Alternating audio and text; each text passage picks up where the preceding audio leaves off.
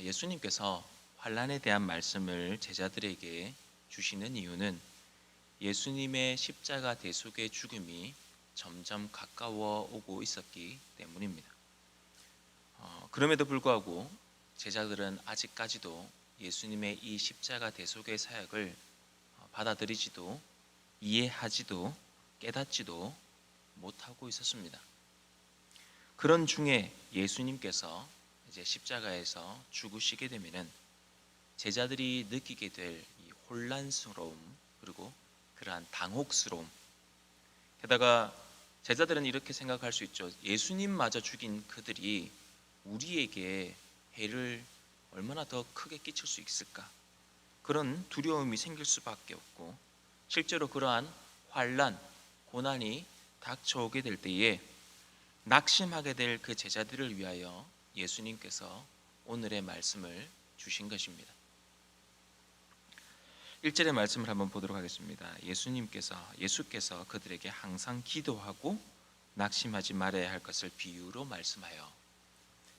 낙심의 때에 무엇을 해야 한다 말씀을 하고 있습니까? 기도해야 한다 말씀을 하십니다. 주님께서는 기도가 얼마나 절대적인지 이제 비유를 통해서 말씀을 하시는 거죠. 사실 우리들이 기도가 참 중요하다, 기도가 필요하다 하지만은 기도의 자리에 우리를 이렇게 내어놓는 경우는 참 드문 것 같습니다. 2절 말씀을 보시면 이르시되 어떤 도시에 하나님을 두려워하지 않고 사람을 무시하는 한 재판장이 있는데, 우선 이 재판장은 세상 권세자를 의미합니다. 하나님을 두려워하지도 않고 사람을 두려워하기는커녕 이렇게 무시하는 자죠.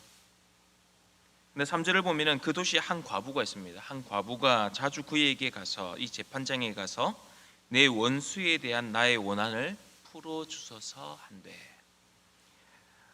과부는 약자 그리고 소외 계층을 의미합니다.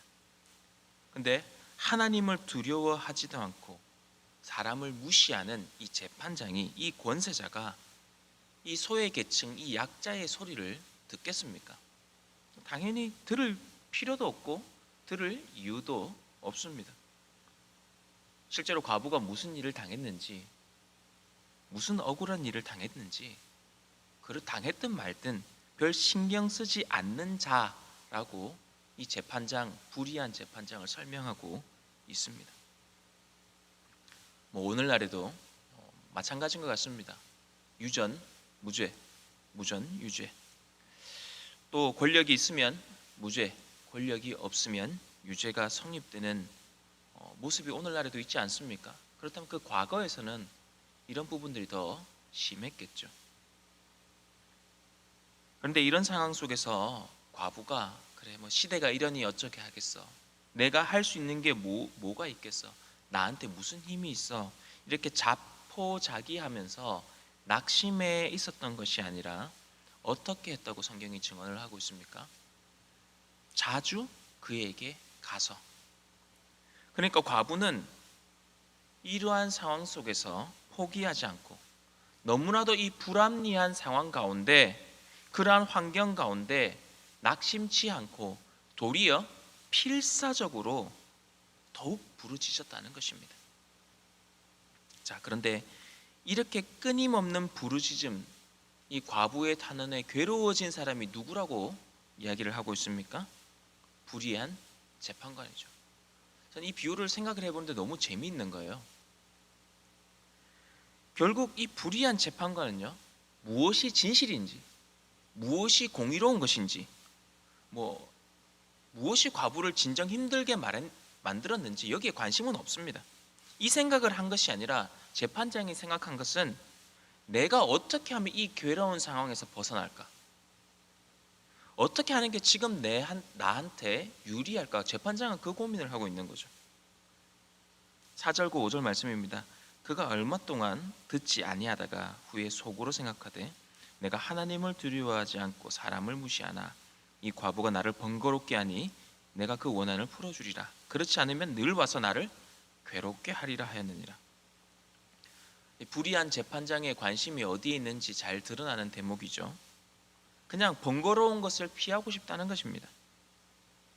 예수님께서 이 불의한 재판장의 비유에 등장시킨 이 과부는 공의와 정의는 사라지고 하나님을 두려워하지 않는 자들에게 무시당하고 불합리한 상황에 정말 무기력한 상태에 끌려가 박해를 당하게 될 제자들을 의미하는 거죠. 넓게 보면은 오늘날의 그리스도인들, 우리를 의미한다고 볼 수도 있습니다. 자, 그러한 상황 속에서 어떻게 하라는 것입니까? 필사적인 기도. 여러분, 필사적인 기도.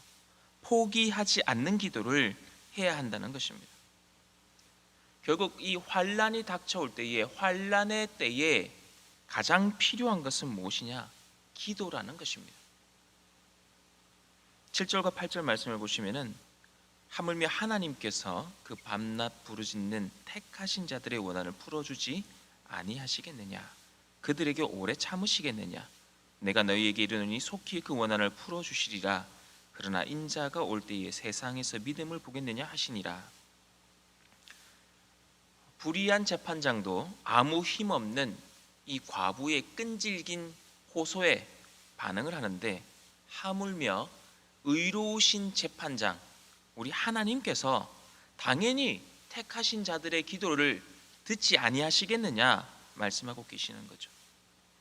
즉 예수님께서는 이 불의한 재판장의 비유를 통해서 우리가 환난의 때에 포기하지 않는 기도, 끊임없는 기도, 필사적인 기도를 올려드려야 한다, 이것을 말씀하고 계십니다.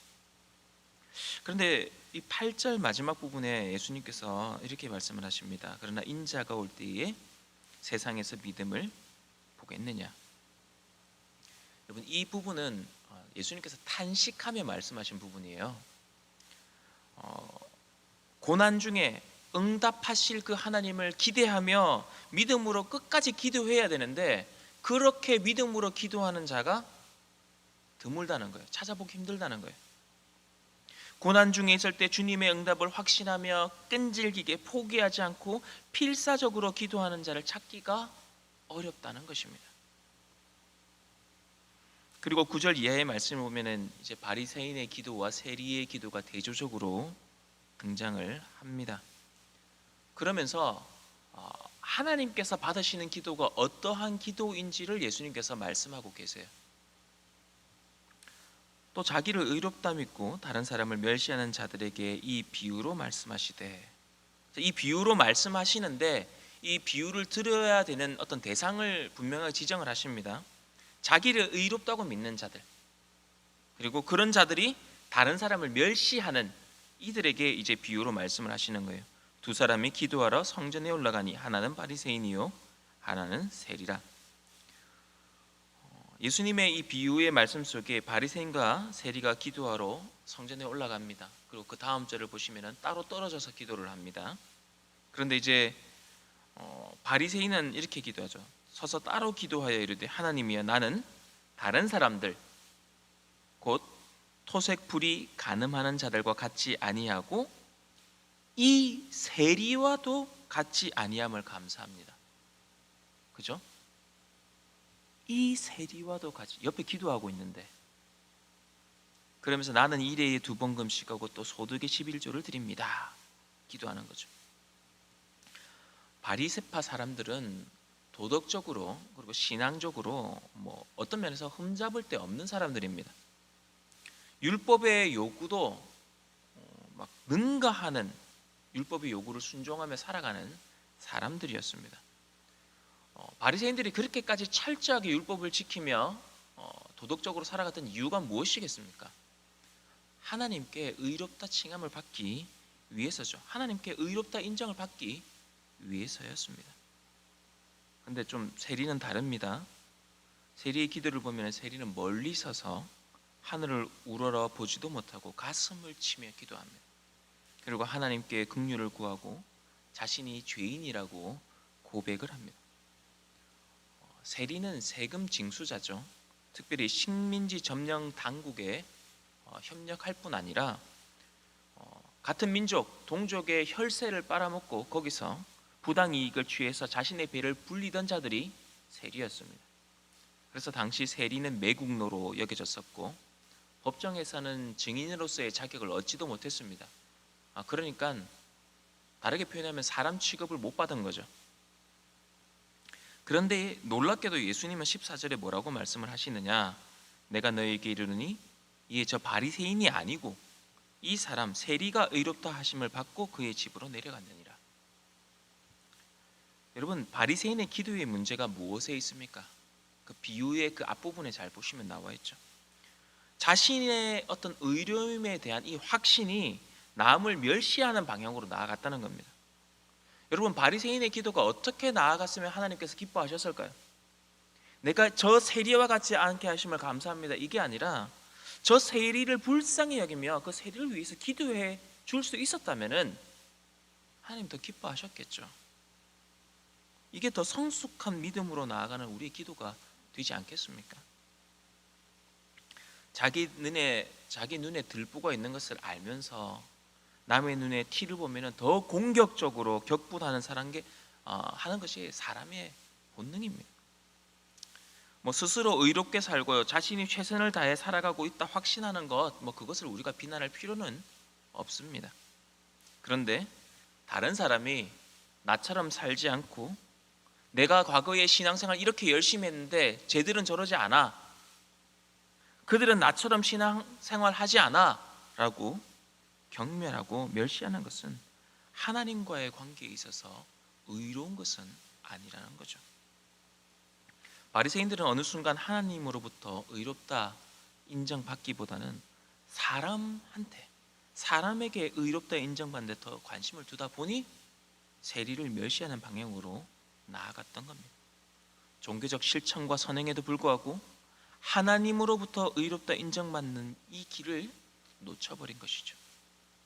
반면 세리는 하나님과 사람으로부터 용서를 기대하기 좀 어려운 상황 가운데 있었습니다. 그래서 가슴을 치면 자비를 구하는 기도로 나아갔던 거죠. 하나님께 의롭다고 인정을 받는 것은 자기 자랑, 자기 의로 성취되는 것이 아닙니다. 말씀의 결론입니다.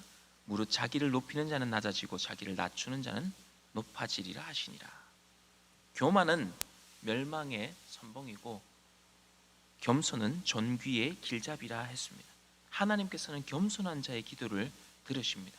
우리가 우리의 죄인됨을 안다면 어찌 하나님 앞에서, 사람들 앞에서 우리가 의롭다고 할 수 있겠습니까? 우리는 겸손해질 수밖에 없는 거죠.